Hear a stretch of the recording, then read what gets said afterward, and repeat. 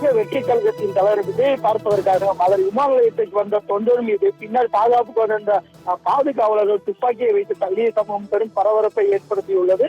கொடைக்கானல் தாண்டிக்குடி பகுதியில் ஜனநாயகம் படப்பிடிப்பாக 3 நாட்களாக தமிழக வெற்றிக்கழக தலைவர் விஜய் கடந்த 1ஆம் தேதி சென்னையிலிருந்து தனி விமானம் மூலம் மதுரைக்கு வந்திருந்தார்.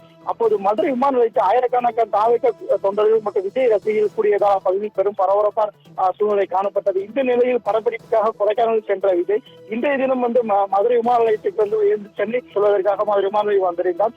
இந்த நிலையில் அவர் பாதுகாப்பு ஏற்கனவே கூறிய மதுரை வந்த போது ஏற்பட்ட பிரச்சனை காரணமாக தொடர்ந்து இந்த தினம் யாரும் வர வேண்டாம், தன்னை பார்க்க யாரும் வர வேண்டாம் என்று விஜய் கூறிய எடுத்து இந்த தினம் விமான நிலையத்தில் பெரும்பாலான தொண்டர்கள் யாரும் வரவில்லை. இந்த நிலையில் தற்போது அந்த விமான நிலையத்துக்கு வந்தவுடன் அது தாவேகா தொண்டர் ஒருவர் அவரை பார்ப்பதற்காக அருகில் இருக்கிறார். அப்போது அவர் பாதுகாப்புக்காக இருந்த ஒரு பாதுகாவலர் அவர் கையில் இருந்த துப்பாக்கியாக அவர் கையில் வைத்து தள்ளி அந்த வீடியோ காட்சிகள் தற்போது சமூக வலைதளத்தில் பரவி பெரும் பரபரப்பை ஏற்படுத்தியுள்ளது. ஏனென்றால் தொடர்ந்து தனியார் மூலமாக நியமிக்கப்பட்ட அந்த பாதுகாவலர் மூலமாக அந்த துப்பாக்கியை வைத்து தள்ளிய சம்பவம் வீடியோ காட்சிகள் தற்போது பெரும் பரபரப்பை ஏற்படுத்தியுள்ளது.